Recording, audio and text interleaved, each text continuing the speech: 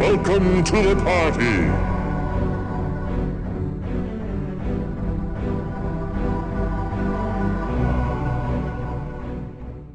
One thing that all Gauntlet players are at least aware of is the element system, or at least that there are 4 damage types: fire, lightning, acid, and light exist in the game.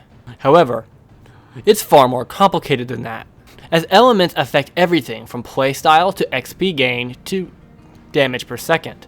In this video, we will break down everything you need to know about elements in Gauntlet Dark Legacy, and how they correlate with each other. It is important to note that we will be covering the element system as displayed in Gauntlet Dark Legacy and Arcade Gauntlet Legends. Console Legends uses a modified formula that we will not be covering today. It is also worth noting that we will not be covering the in-universe lore of the elements in this breakdown. Elemental lore is extremely important in Extended Universe and needs to be covered in its own video. Today, we will be going over how elements behave on a gameplay level, and the fundamentals of how they work, which are honestly necessary to understand the elemental lore anyway, so we kinda have to go over this first. Also, in the description, you will find a link to a document called Ultimate Element Guide. This video will be covering the same material as that document, but with a little more detail, and hopefully in a way that's easier to understand. But if you want to check out a written breakdown of these topics, feel free to check it out.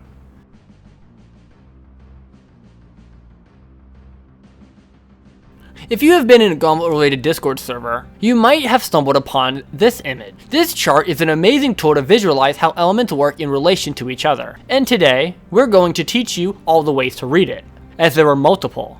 But before we break this down, we have to explain what an element is and how each one individually functions. On a gameplay level, the elements are 4 various types of damage that an attack can be. In lore, the elements are the fabric that makes up reality, and allows life to exist. Each element affects certain enemies and characters differently. Both playable characters and enemies can deal elemental attacks, but not all attacks are elemental. The easiest way to tell if an attack is elemental is to look at the visual effects displayed upon killing an enemy. Each element has a distinct visual effect with a few exceptions that we will be discussing in a bit. Here's a short summary on how each element behaves in the game.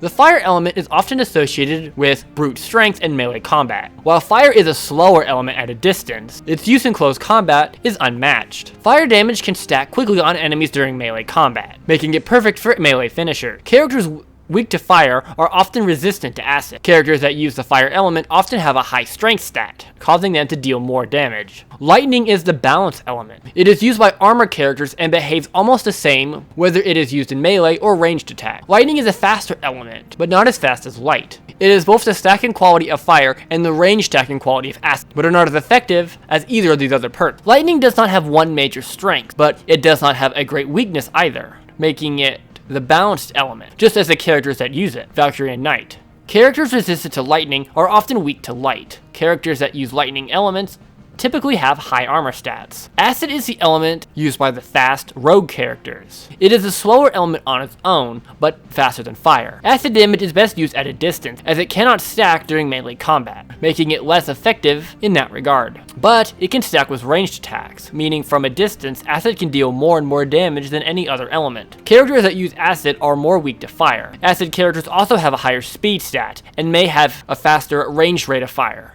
Light is a rather complicated element compared to the others. Light is tied to the magic stat and used by the mage characters. It does not stack at all, but it can provoke a powerful punch with singular hits.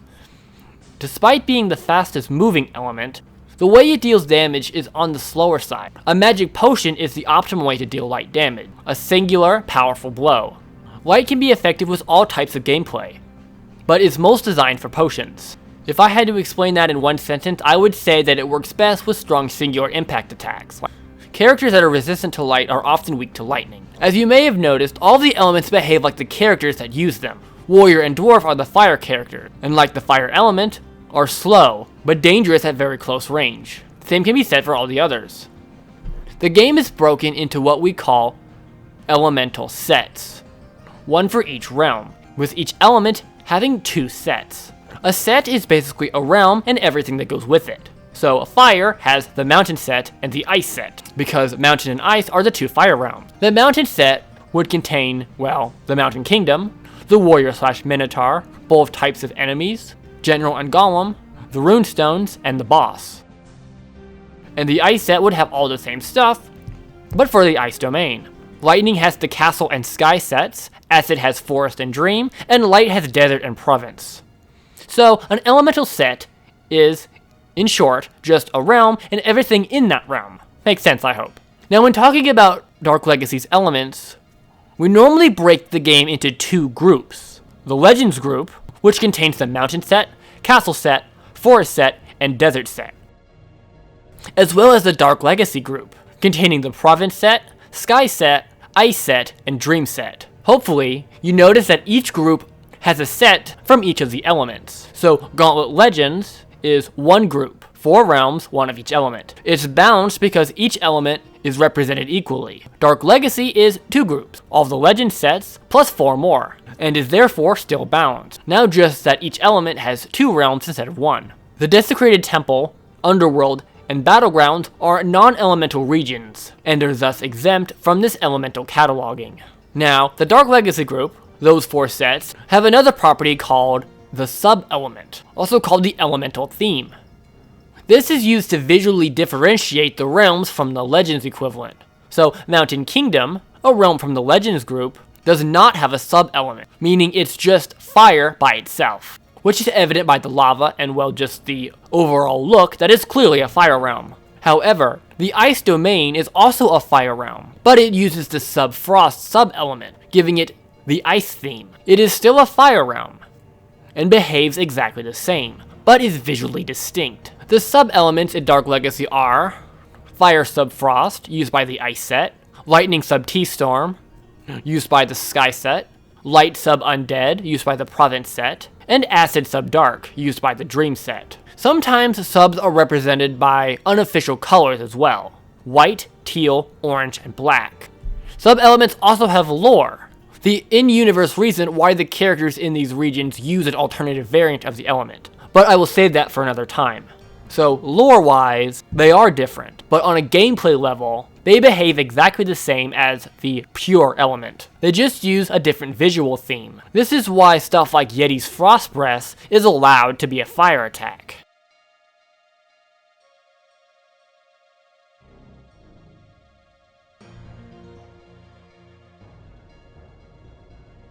Okay, so now that we know what each section of this wheel represents, let's look how they exist in comparison to each other. Let's ignore the characters for now, and just look at the elements by themselves. So, first we have the polar elements, elements that are adjacent to each other on opposite sides of the wheel. Elements that are adjacent to each other are opposites in terms of buffs and weaknesses. So a fire character, let's say warrior, would take the least damage from his own element, which is fire, and the most from the polar element, which is acid. However, for enemies, it's the reverse. So Dragon, a fire enemy, takes the most from its element, so fire, and he would have an acid resistance. And the same would be true for these two, though they're not as stark as fire and acid because they're closer to each other on the board. So Knight, a lightning character, would take the least damage from lightning attacks, and the most from light attacks, because it's the polar element. And the Agent, a lightning-based NPC, would take more from lightning, and the least from light, because since he's an NPC, those values are flipped. Hope that makes sense. But in short, playable character, strong to their element, weak against the polar. NPC, strong to the polar, weak against their own element. Now we have the melee and ranged elements, which are looked at vertically. If the element is on the left side of the wheel, it's more optimal to be used with melee than ranged. And if you're on the right, ranged is better than melee. Same goes for the characters that use these elements, as like I said, the playstyle of the characters behaves like the element that they use. Lightning is a little bit of an exception because ranged with lightning is not terrible, and using ranged as a lightning character is considered acceptable. But you don't want to use melee as a yellow character. It's too far from red. Also, when I say red and yellow, I am referring to the element of the character. The cosmetic choice, blue archer or green wizard, are irrelevant to this. All archers use acid, all wizards use light, etc. The color you pick has no influence on the character's position on this wheel. Now, if you hear the phrase right-sided or left-sided character, it is referring to their placement on this wheel. So, Dwarf, Warrior, Valkyrie, and Knight are the left characters, and the rest are right-sided, because their range is better than their melee. Now, before we talk about the placement of the characters, we have to talk about stats, as stats are tied to these elements. So in the game, you'll see that every character has stats. Ignore these. We are talking about the base stats, numbers that these visual stats are rooted from. Actually, we can look at the starting stats of the characters at level 1, because these are the most accurate to the base stats, mostly. The lightning characters, not so much, but the rest pretty much so. The estimated base stats for all the characters are written in the guide that I mentioned, so check the description if you want to see them. First, we have the strength stat, which is tied to the fire element. Strength determines the base damage of your character, not considering elements, just regular attacks. This stat is how much damage your character does. The fire characters, Warrior and Dwarf, are dominant in strength. Then we have armor, which is lightning. Armor is how much damage your character takes from attacks. Lightning can also be an armor breaking element as well. So lightning damage can ignore the armor stat. Then magic, which is light stat, is the base damage and radius of the magic potions. I'll cover potions more later, but for now, just know that potions are tied to light. Magic is also used by the magic classes to determine their ranged projectiles. Everybody else uses the strength stat for this, but wizard and sorceress use the magic stat to determine their regular range damage. And finally acid, which is speed, and is how fast your character moves. Archer and Jester are the speed primes and use acid.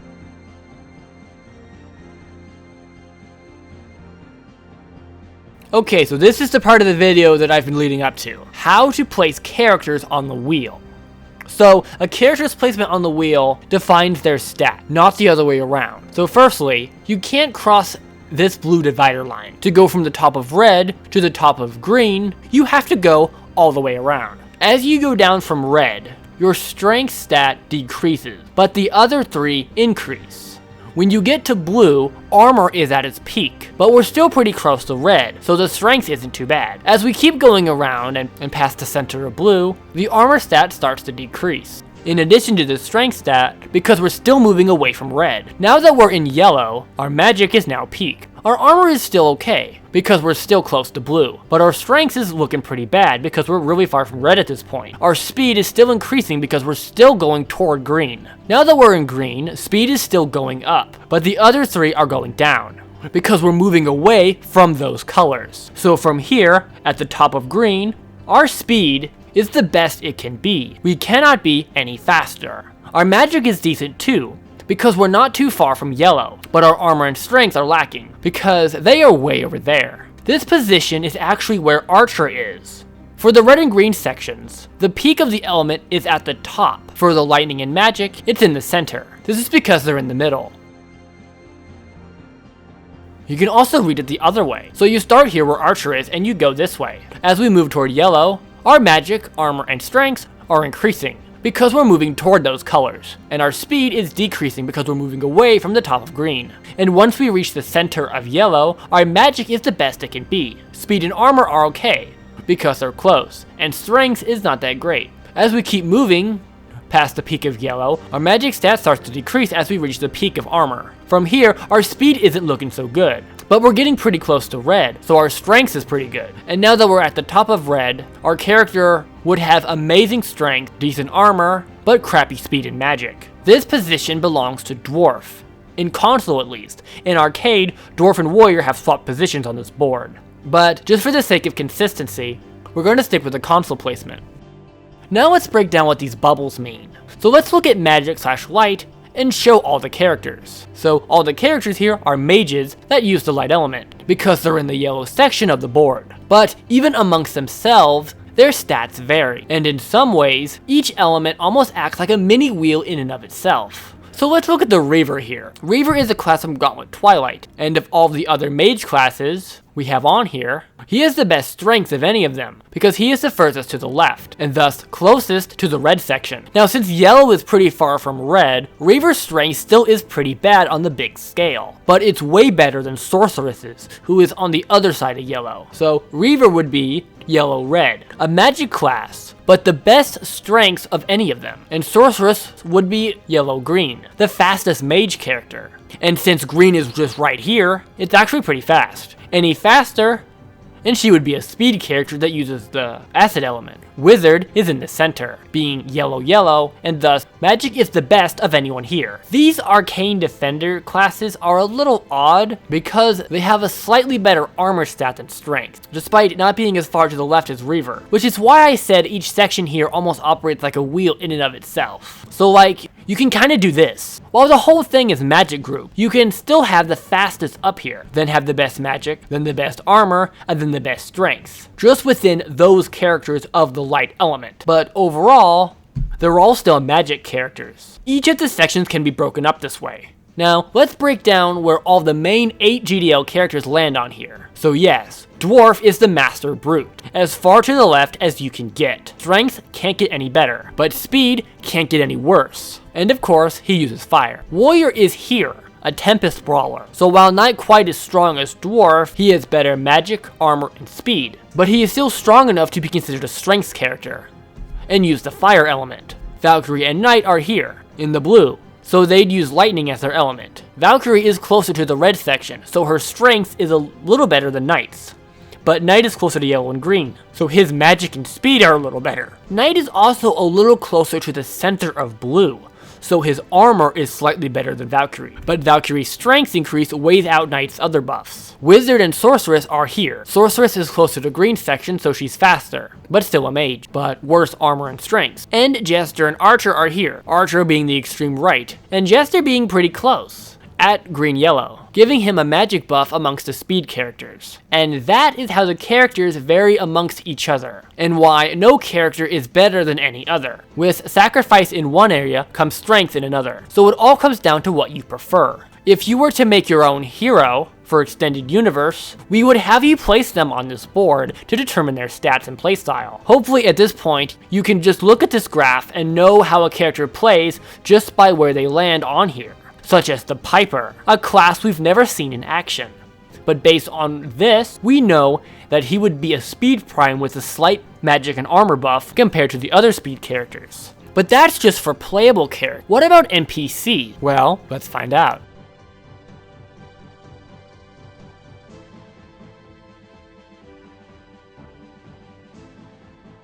Do you remember how I said that realms were elemental in the set? Well, this is what I mean by that. Other than the realms matching the playable characters, each set has its own elemental stats.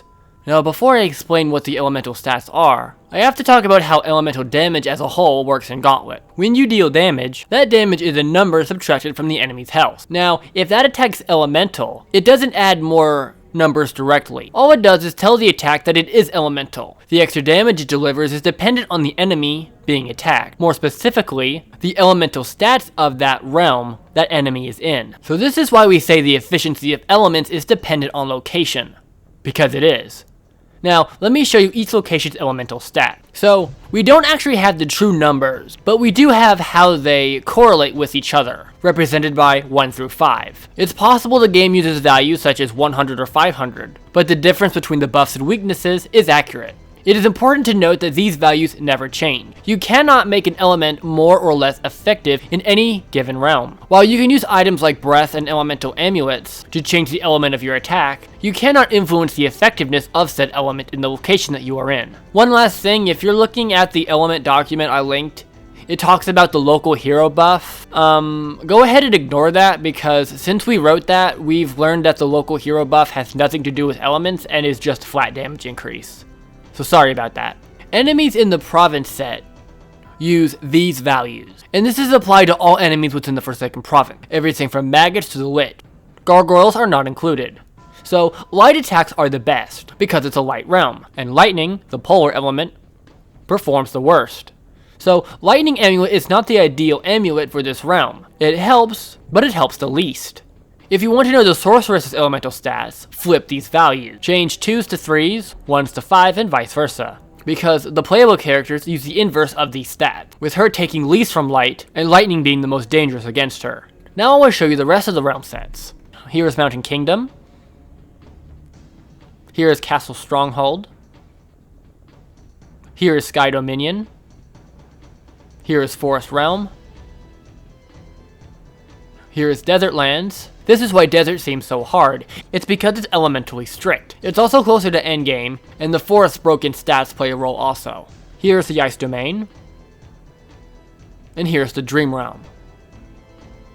Now, the non-elemental regions, despite not being part of the element system, actually do have elemental stats, which are as followed. This is the Desecrated Temple. This is the Underworld. And this is the Battlegrounds. While I said everything within the sets follow these values, there are a couple entities that have their own values, breaking the rules. Firstly, the Shadow Wraith, which uses these values instead of the Dream stats. This is why we use Light Element on him in speedruns, because while he should take the most from Acid, his personal element stats make Light the most effective against him. And Armored Scorn, as you can see here, is completely elemental resistant, meaning he takes no extra damage from element, so they are completely useless against him. And finally, the Gargoyles have these stats. So with that being said, what attacks in Gauntlet are elemental, or possess the elemental properties just on their own? It's actually not that many. This is every fire attack in the game. This is Lightning. This is Acid. And finally, Light. Every attack that is not listed does not deal elemental damage. However, there are a couple items that are elemental. Elemental amulets simply make all the players' attacks elemental based on the type of amulet collected. Elemental Breath is a wave attack that uses your base damage. Firewall and Lightning Shield both deal respective fire and lightning tick damage, which in certain places can be brutal. The Phoenix simply makes your familiar's attack fire elemental, which is a lot stronger than it sounds due to how weak the familiar's base damage is. Scorn's weapons do the following things. Then we have the Runestones, though the elements of the Runestones have zero impact on the gameplay, but it is very important in elemental lore. But for now, just know that the element of the Runestones matches the element of the realms they are found in. And finally, let's talk about magic potions. Understanding the element wheel makes understanding the potions pretty simple. First, let's break down how a potion works. When you start off a magic, first, the size and how much base damage the potion is determined by your magic stat. More specifically, however the game multiplies the visual magic stat by the base magic stat, as we currently don't know the formula. Then, the color decides what element it is, and as we discussed before, how much the element improves the attack is determined by the enemy it is being used against. So that is how a potion works. But while all elements are equal, not all potions are. Since magic potions are a concept that are associated with the magic stat, it uses it as a reference point on the wheel. Light potions are the best, because the light element is tied to magic. Blue and green potions are about equal, as they are both touching the yellow sections. But fire potions are the worst, because red is the furthest from yellow, which is why the fire potions are very slow and don't seem as impressive as the others. And light, even at a lower level, can be borderline overpowered. This is actually my theory as to why Light Breath was cut from the game, as the devs might have figured that yellow potions make up for it, and having Light Breath would generally give light more attention than the other elements. But that is just my personal guess as to why Light Breath was removed.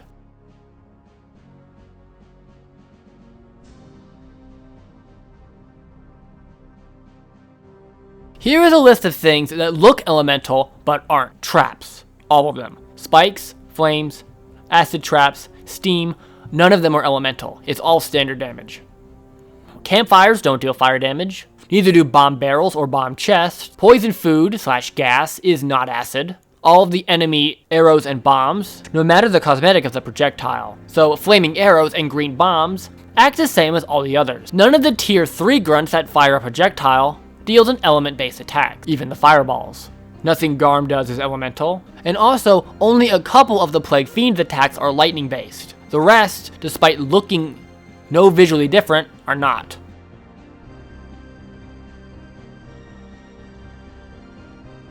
So in my 100 Facts video, and earlier in this one, I talked about how basically every realm set has a theme. The Legends group uses the pure element, and the GDL group uses the sub-elements / new themes. The same is true for the playable characters, and even the alternative colors that you can choose from. Some of these themes on the characters are super close, like Desert and Province, but they are distinct enough. And like I've said, using a different color does not change the character's placement on the element wheel. It is simply cosmetic. But the designs are not random. Yellow Sorceress, Dwarf, Knight, and Jester use the Province theme, or Light Sub-Undead. Yellow Wizard, Warrior, Valkyrie, and Archer use Desert theme, or just Light by itself. Blue Knight, Dwarf, Jester, and Sorceress use the Sky set, or Lightning Sub T-Storm, mostly distinguished by the checker pattern, which is a Knight of Sky thing. Blue Valkyrie, Warrior, Wizard, and Archer are from the Castle Stronghold, and just use pure Lightning. Red Dwarf, Knight, Jester, and Sorceress use the Ice theme, or Fire Sub Frost. Red Warrior, Valkyrie, Archer, and Wizard use the Mountain theme, or just Fire by itself. Green Jester, Dwarf, Knight, and Sorceress use the Dream set, or Acid Sub Dark. And finally, Green Archer, Warrior, Wizard, and Valkyrie use the Forest theme, or just pure Acid. There are visual differences that make it more obvious, like Castle Blue using gold in its designs early, as well as a darker blue, while Sky Blue makes use of the checker pattern. Ice Red has a strong use of white and fur, while the Mountain theme uses less. And the Dream Green uses orange and bronze in their designs, while the Forest does not. And that's mostly it. Hopefully at this point everything regarding the elements and the 4 sets of content seen in Dark Legacy makes sense, and you understand why we break them down as we do. Compatible expansions, such as Gauntlet Twilight Legacy, follow these exact same rules, plus some additional sub-elements for those themes, like the Shinto Thicket, Lightning Sub Locus, or Fire Sub Cheer. I hope this video made sense. If anything doesn't, please check out the doc I linked it, or leave a comment, as I try to answer as many as I can. Fare thee well, heroes.